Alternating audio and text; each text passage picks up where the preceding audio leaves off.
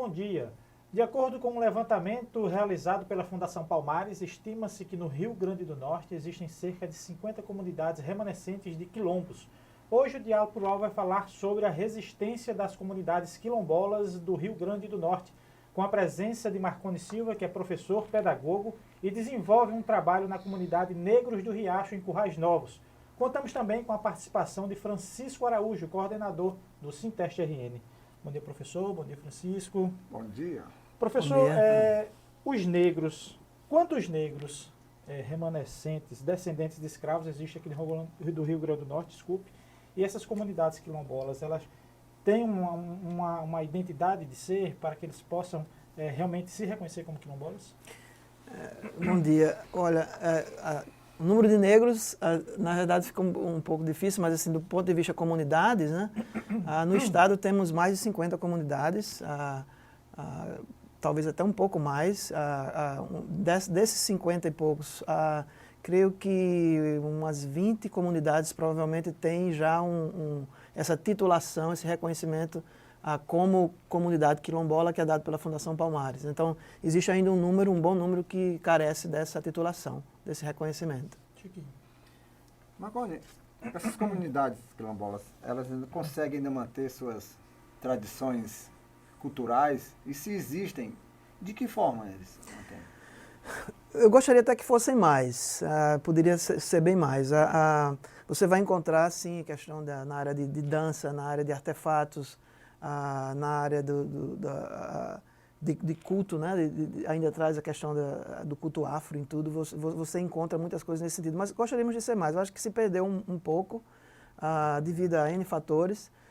Eu adoro essa questão de cultura, assim, gosto muito da questão de cultura, então quando isso acontece na comunidade, é algo vivo, é uma identidade e faz com que pessoas possam comparecer, ir conhecer, divulgar, que é muito importante. E gostaria que isso acontecesse mais, na verdade. Temos, mas creio que se perdeu um pouco ao longo do tempo. Professor, no passado, digamos assim, a gente podia até comparar com a questão indígena. No início, na colonização, vieram os jesuítas para tentar, de uma certa forma, impor uma cultura, né, na população existente naquela época. Hoje, com a população quilombola, existe pessoas que chegam para tentar fazer um trabalho social nessas comunidades, religiosos de qualquer que seja ela a religião, e isso atrapalha, eles têm essa aceitação dessa ajuda e se miscigenam, digamos assim, ou ainda há uma resistência com relação a isso? Não, eu creio que não há tanta resistência, porque se você visitar praticamente todas as comunidades quilombolas, você vai encontrar, na verdade, a presença do catolicismo de uma forma geral. Onde você chegar, isso é fato, você vai encontrar. Você vai ver ainda as capelas que são construídas nesses lugares, nos sítios, nas fazendas, até no próprio quilombo em si, se eu puder assim chamar.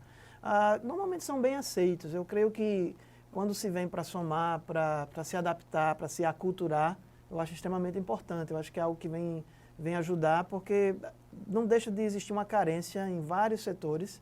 Então, qualquer pessoa ou instituição que vem para somar, e é óbvio, respeitando-se, porque assim, eu sempre digo que às vezes eu me esqueço que eu sou o intruso. Posso vir com todas as boas intenções, mas o intruso sou eu. Então, eu tenho naturalmente que respeitar aquela comunidade na qual eu chego. E eu mesmo sendo com boas intenções, posso chegar lá e posso danificar, posso fazer isso, posso atrapalhar bastante. Eu tenho que ter esse cuidado, esse zelo. E com relação a isso, professor, o senhor falou na questão das igrejas, das capelas e outras qualquer.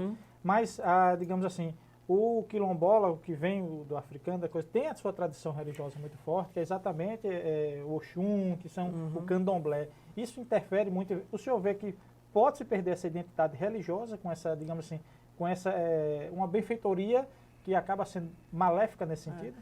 Eu não diria que chegaria a perder. Eu acho que você vai sempre encontrar remanescentes, sim, dessa questão afro, sem dúvida. Agora, interessante, por exemplo, ainda vemos nas comunidades, você chegar e a questão da rezadeira, da benzedeira, né? Você vai encontrar, apesar de procurar o médico, de procurar os medicamentos em si, mas eu vou levar para voinha, para chiquinha, né, para alguma coisa assim, benzer. Em algum local, para benzer, né, para folha de arruda, essa coisa toda. Isso como tradição e também como parte do sincretismo, né, da fé mesmo que é existente também nesse povo. Chiquinho. Mas nos dias de hoje a gente vê que essas comunidades quilombolas ainda se mantêm, preferem viver ainda afastadas. Isso será que é um modo de resistência ou o que será? Por que ainda? Olha, esse afastamento eu acho que talvez provavelmente acontece muito em comunidades afastadas da questão, por exemplo, mais afastada da capital em si. Eu acho que quanto mais para o interior, talvez esse afastamento é maior. Inclusive, o maior número das comunidades quilombolas no estado, na verdade, se encontra na região oeste e na região do Seridó. Então, você encontra muitos negros nessas regiões, apesar de termos urbanos, como aqui perto de Macaíba, na praia, você da praia de Cibaúma, por exemplo, vizinho a Pipa, né? É uma comunidade remanescente de quilombo.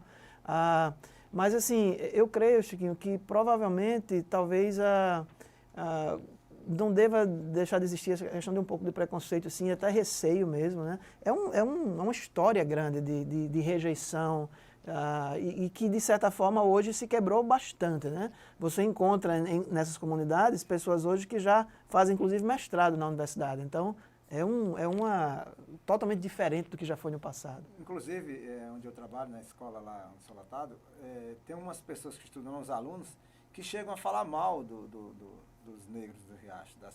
Eles falam, aqueles negros, isso, aquilo, chamam eles de certas coisas lá. E eu sempre procurando defendê-los, mas eles, eu imagino, se eles ficassem na cidade, no meio deles, como seria isso, né? É complicado. Faz sentido o que você está falando. De repente, se eu não estou exposto, talvez eu vá sofrer menos. Mas, por exemplo, assim, hoje já não acontece mais, mas eu já passei por situações de ir à cidade e com alguns deles, vamos supor, vou comprar algumas coisas, entro numa loja. Hoje não acontece mais porque a gente realmente quebrou esse paradigma, mas eu entrar na loja, estar lá dentro já, e quando eu olhar, as pessoas que estão comigo estão lá na porta. E eu disse, por que vocês não entraram? E aí a linguagem muda, não, aqui não é para nós ficar não, alguma coisa assim. E eu disse, mas vocês é que são os clientes. Como hoje isso tem mudado, a questão do o comerciante quer vender, então a gente, olha, você que tem que comprar, você que tem que entrar. E isso foi trabalhado e eu já vejo mudanças. Eu vejo a coragem de colocar crédito no celular, por exemplo. Eu tenho que entrar na farmácia, ou seja lá onde for, para colocar o crédito. Coloca para mim? Por quê? Por que colocar? Né? Então você vai lá e resolve. Se você é o cidadão, se você é o cidadão, o celular é seu, vai lá e resolva. Às vezes nem tanto até o vendedor, mas sim esse que já houve problemas no passado, então ele acha que talvez isso não poderia ser consertado e pode, né? E é uma quebra de paradigma que tem que existir sem em dúvida, qualquer sociedade, qualquer religião que seja, qualquer povo que seja, qualquer sem coisa, dúvida. Né? Todos somos pessoas, digamos assim. É verdade. Professor, nas comunidades aqui do RN, esse reconhecimento, há alguma que já foi o INCRA, que é um processo, digamos assim, penoso e grande, né? Alguma dessas comunidades já foram reconhecidas pelo INCRA? Há alguma delas que já anda em processo de reconhecimento? Esse processo, segundo eu li, pode chegar a 7, 8, 10 anos para ser concretizada a questão de reconhecimento de titulação da terra. Eu creio que, se a memória não me falha, acho que Jatobá, em Patu, está no processo final e não necessariamente já tem a titulação, mas assim, meio que falta só esse passo, né? Está bem nesse momento para receber do INCRA a titulação. Agora, outras comunidades, eu não sei exatamente o número, não é um número pequeno, deram entrada, estão em processo de reconhecimento, e quem faz isso é o INCRA. O INCRA que sai fazendo todo o levantamento, de saber tamanho, se tem que ter indenização, se não tem. Então, esse processo já existe em algumas comunidades, mas a mais próxima, ou seja, é como se eu estivesse dizendo, ainda não temos nenhuma para valer. Já deveríamos, apesar de... isso tem que ser uma coisa que parte da própria comunidade em si. Ele recebe primeiro a titulação da Fundação Palmares para ser reconhecido como comunidade quilombola, e um segundo momento seria a questão da titulação da terra, que é bom você dizer, olha, esse é o meu chão, né? Essa é a minha terra, e isso também abre questão de para financiamentos e políticas públicas de uma forma geral. Isso vai ser um facilitador, sem dúvida. O que não impede de tê-las, mas seria extremamente melhor. Bom, o Diálogo Plural vai para o seu primeiro intervalo. Nós voltamos daqui a 30 segundos. Continue aí.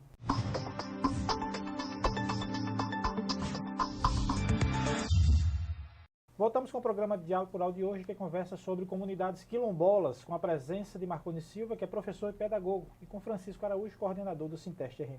Professor Marconi, o senhor faz um trabalho lá no Negros do Riacho, a comunidade, próxima, dentro do município de Currais Novos.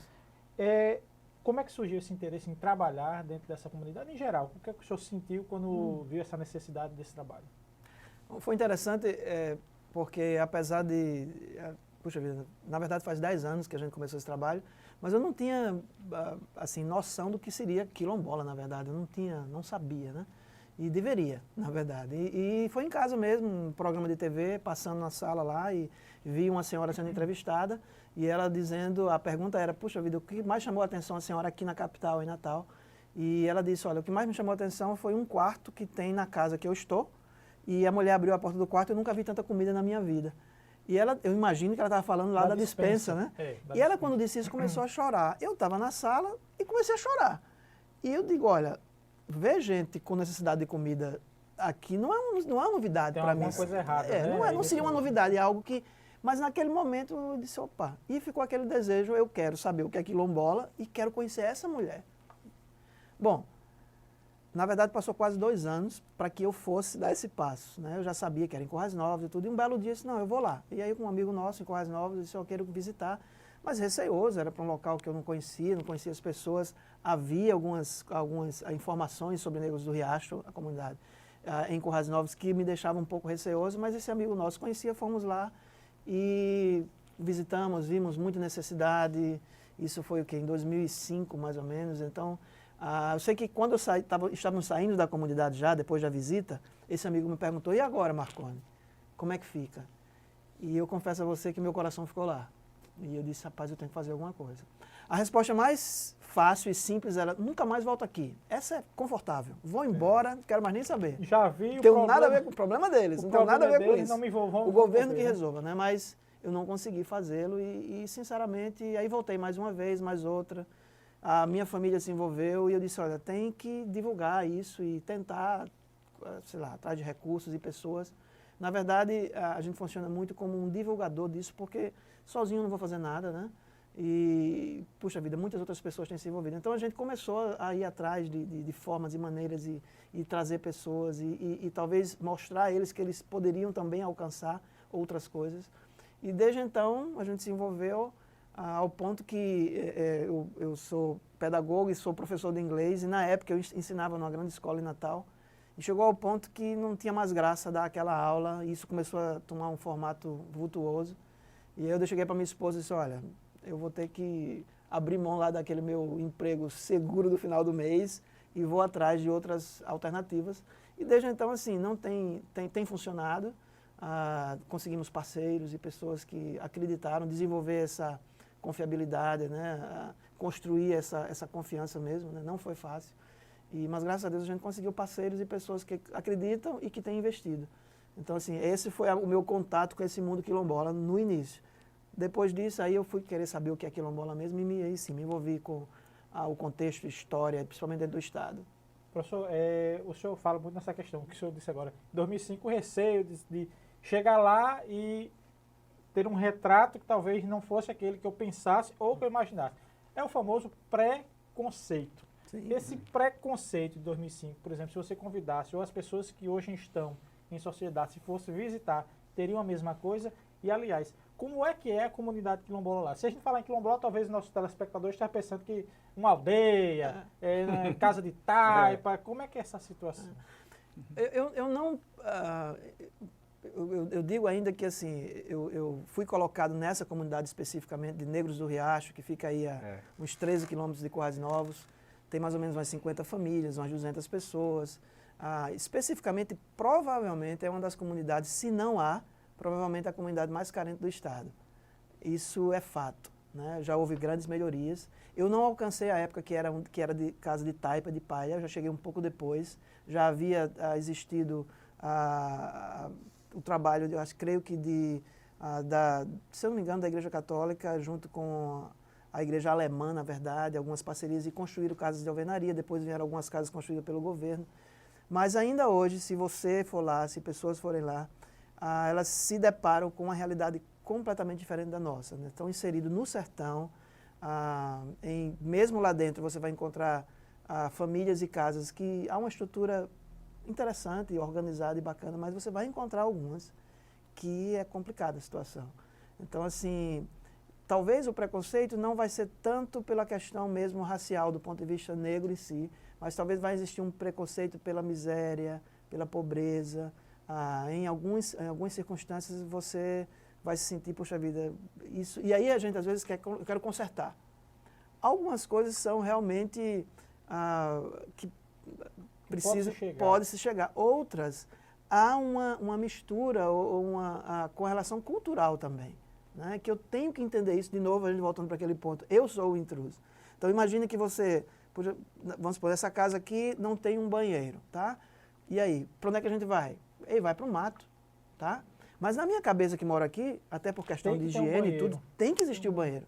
E tudo bem, eu construo tudo, bem bacana, jóia e tal, e ele fica bem bonitinho daquele jeito e eu continuo indo para o mato. Como é que eu vou trabalhar isso? Então, até onde eu vou fazer com que ele entenda que em alguns... Olha, vai ter um pouco da questão higiênica aqui. E aí, só citando aqui, até na Bíblia diz, se você vai para o mato, quando terminar de fazer, ou seja o que for, cubra. Você encontra isso. O pessoal na guerra, imagina, ele vai ter... É uma questão de higiene mesmo. Então, muitas vezes isso não vai acontecer. E aí demanda, imagina, né? Doenças e coisas do tipo. Então, assim, todos são bem-vindos e é bom que vá conhecer, para entender que existe comunidades, né, dentro do estado, rurais, urbanas, na praia, você vai entender todo tipo, né? Mas vale a pena, assim, conhecer, até para quebrar muita coisa nossa mesmo, né? Sair um pouco do contexto capital. Chiquinho. Assim, Marconi, a comunidade dos Negros Riachos tem, assim, um dado certo, ou mais ou menos, quantas famílias existem lá. E, assim, o que é o principal, a sustentação deles para eles sobreviverem, o que é o principal? A agricultura. A fonte de renda, né? A fonte de renda. O biometal. Renda, assim. Eu já falei há pouco, assim, a gente tem lá uma faixa de, eu digo umas 40 famílias, porque algumas famílias estão lá e algumas vão para Currais Novos, outros já tem pessoas de lá, na verdade, que estão morando em Minas, por oportunidades que surgiram de trabalho. Chegou outras famílias assim lá? De fora, não. Sempre vai ter já teve ou tem alguma ligação. O quilombola em si, há uma grande desconfiança da pessoa que chega de fora. Então, você chega, você não chega e ele vai querer saber quem você é, de onde você veio, o que é que você está fazendo aqui. Em termos da renda, né? As bolsas, bota aí num pacote, hoje em dia, tá certo? Bota num pacote, então assim, as bolsas de vários tipos. Que não deixa de ser uma coisa benéfica. Sem dúvida, né? sem dúvida. Tem ajuda. Sem dúvida. Você numa família, por exemplo, numa família com 8 pessoas, há uma entrada lá de R$450 por mês. E é bom, e por outro lado, eu tenho aquele que era daquela família que trabalhava pra caramba e não tirava nem isso, ou quando tirava era só isso, e agora esse dinheiro chega no final do mês. O que aconteceu? Alguns deles disseram, poxa vida, eu não tenho mais que suar a camisa para receber 400 e pouco. Então isso é ruim. O que é o bom? Estão dando peixe e por não isso que estão eles ensinando a chamam de pescar. folgados. Estão tirando a vara Pronto. e entregando o peixe. O que é o bom? É aquele que entendeu que eu tenho agora 450, mas eu também posso produzir 450, eu dobro minha renda, né? Então essa é uma renda, fazer carvão, esse é fato lá, né? Fazer carvão, criação de bode, limpar terreiro, cortar lenha para abastecer as cerâmicas da região. Então, todos esses trabalhos são extremamente pesados, né? Assim, não são trabalhos. Quando eu olho para eles, esses caras trabalhador, sim. Mas, infelizmente, aí alguns também não fazem nada, né? Não entenderam. Agora, isso existe em todo lugar. Isso não é da comunidade, não é só da comunidade quilombola. E aí é onde entra um pouco... inerente à pessoa. Entra um pouco de preconceito, porque... Um pouco não muito, porque imagina, se eu comparar o número de habitantes de Negros do Riacho, por exemplo, que são 200 pessoas, e o número e a violência lá, comparado a Currais Novos ou comparado a Natal, lá é o melhor canto do mundo, porque é quase zero, proporcionalmente. Então, se eu vou para uma cidade como Currais Novos, como Macaíba, como Natal, meu Deus, então você não pode... Agora, basta acontecer um probleminha, roubou uma galinha, alguém bebeu e deu uma tapa no outro. Isso é desencadeado como algo assim extremo. E aí entra o preconceito. É porque são isso, é porque são... Entendeu? Então, isso é algo que... Sim. Você tem, assim, alguém que lhe apoia diretamente nesse trabalho? Você acha que isso é um trabalho o quê? Social, missionário? O que é essa situação assim? Professor, eu peço só um segundinho para a gente vai para o intervalo e você responde essa pergunta tá, do okay. Chiquinho no próximo bloco. Continue aí, voltamos daqui a 30 segundos.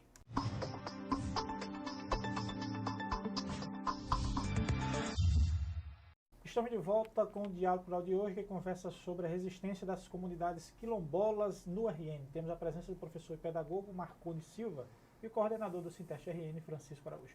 O Chiquinho deixou uma pergunta. Você se sente, ou esse trabalho que você faz, Marconi, lá em Negros do Riacho, é um trabalho social, a gente vê bem claro. Mas também é um trabalho de missionário, tem alguém que sustenta, ajuda, apoia diretamente a você lá?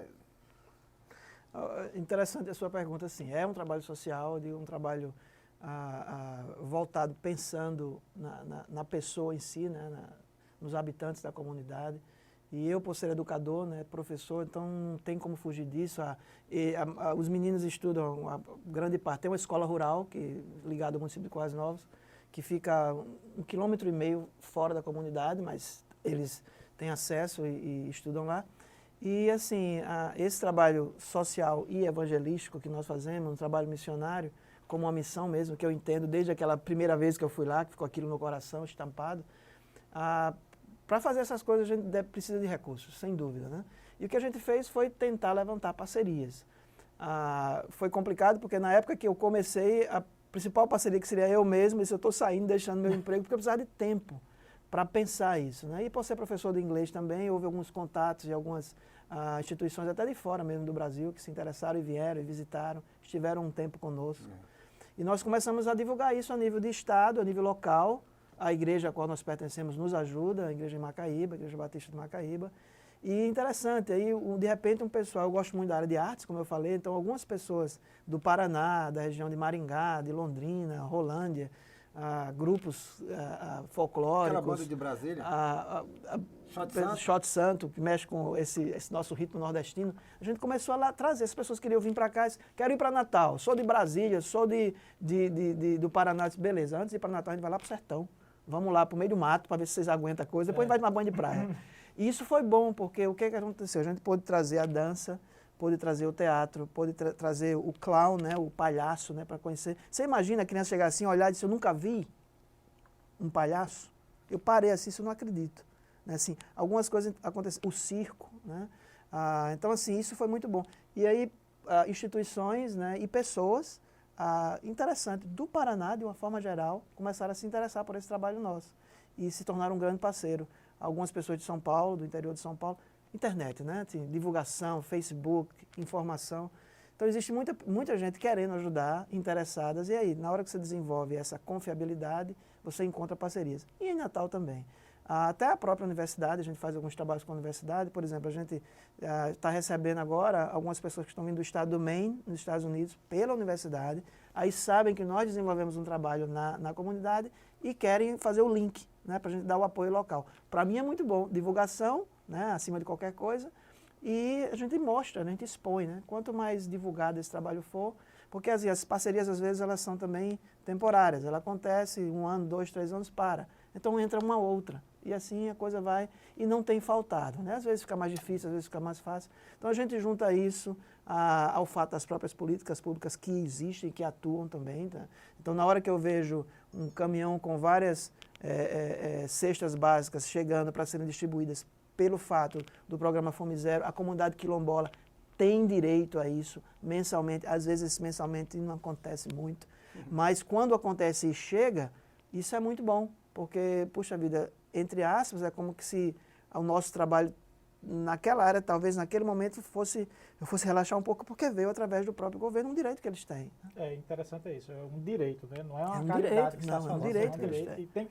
E não só a comunidade tem que enxergar que é um direito, e a sociedade tem que enxergar que não é caridade. Não é. Não é caridade. Professor, o senhor falou muito interessante sobre a questão da escola, sobre a questão de estar inserido dentro do município, e aí a gente pergunta, na comunidade lá de Negros de Riacho, politicamente eles são organizados para buscar esses direitos, na questão também do INCRA, né? Que ele tem que sair para ir buscar. Eles são organizados, eles têm um líder na comunidade, alguém que possa fazer isso. Eu estou amando as perguntas aqui, porque vem em cima de assuntos que são assim, extremamente importantes.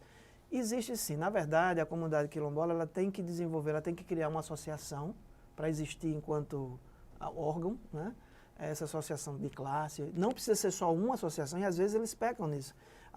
É uma comunidade só tem... Não, pode ser uma associação cultural, uma associação de plantio, sei lá. Não precisa ser só uma, mas ela tem que existir. Então, através da associação, eles é que vão atrás, né, desses recursos e tudo. Então, por exemplo, ele precisa do reconhecimento da questão da titulação da terra.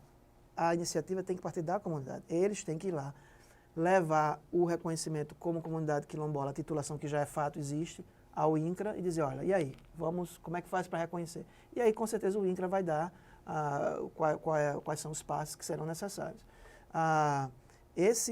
Uma coisa interessante sobre essa questão da liderança e da associação local é que existe uma liderança muito feminina nas comunidades quilombolas e forte. Interessante isso. Forte, é muito forte. Eu já vi, assim, mulher da carreira em homem mesmo, assim, mandar se calar. Né? Já vi isso acontecer. Infelizmente, em Negros do Riacho, há alguns anos atrás, a última liderança feminina que existia mesmo, muito forte, reconhecida pelo Estado e tudo, né, era a Tereza, né, ela era a presidente da associação e ela era a líder. Ela mandava prender, mandava soltar, posso dizer isso. E ela faleceu. Depois que ela faleceu, não se levantou uma nova liderança feminina tão forte quanto. Então, hoje, a associação tem um presidente, é um rapaz, José, um cara que tem feito um bom trabalho, menino novo, né, já com a cabeça um pouco mais aberta para algumas coisas. E ele tem feito um bom trabalho, é cansativo, é desgastante, porque tem que existir a unidade dentro da comunidade, seja ela pequena ou grande. Se não houver um mesmo pensamento, dificulta qualquer trabalho. O que não une, separa. É complicado.